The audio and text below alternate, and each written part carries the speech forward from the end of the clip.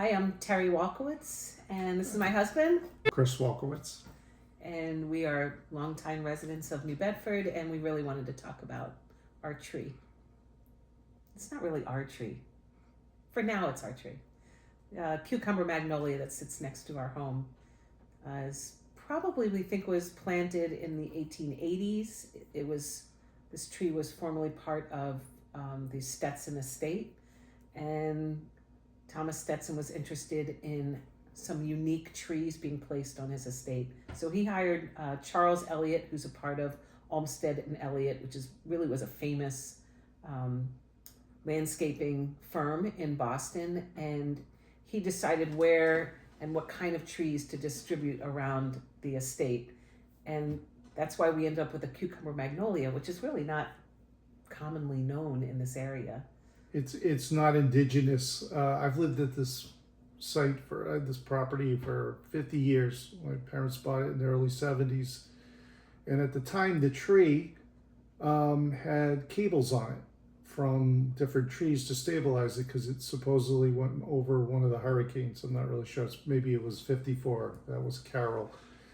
And over the years, it stabilized and the cables were removed. And it's really kind of a centerpiece of this neighborhood. It's every person who walks by that tree and does not live here will stop and look at it.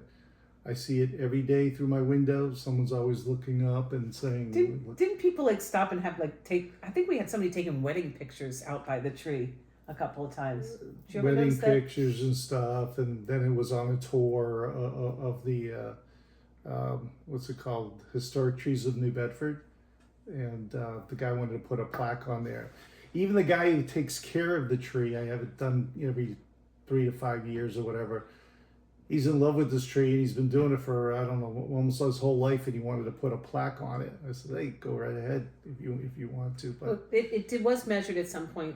The National Forestry Association said it was the widest cucumber magnolia in the country. We can't find that certificate, but your family put something on the tree. And it was also the tallest of its kind, and the largest one was found in the redwood forest, which was my understanding. Yeah. And growing up, my dad had, back in the 70s, it was kind of popular to put these, they kind of like wax figures, and it was a smiley face, and it was there for all the time I grew up. And then one day someone came knocking at my door and saying it's missing. I said, oh, really?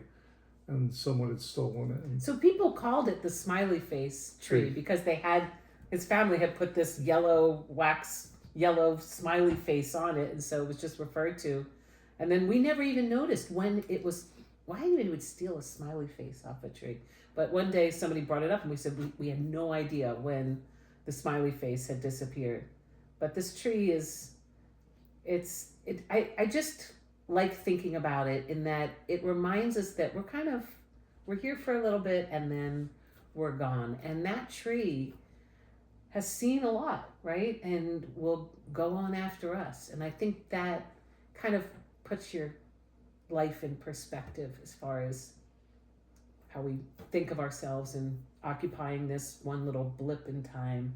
That tree has been here, has stood through so much and watched and observed so many changes in this neighborhood. It's kind of cool. yeah. Yeah, I think it's harder leaving the tree. than She it is- wanted to put it in the sales agreement that they have to. They Yeah, I can't wanted some assurance. I can't do it, but yeah, I guess maybe include that we are leaving, and hopefully somebody else will take really good care of it, right?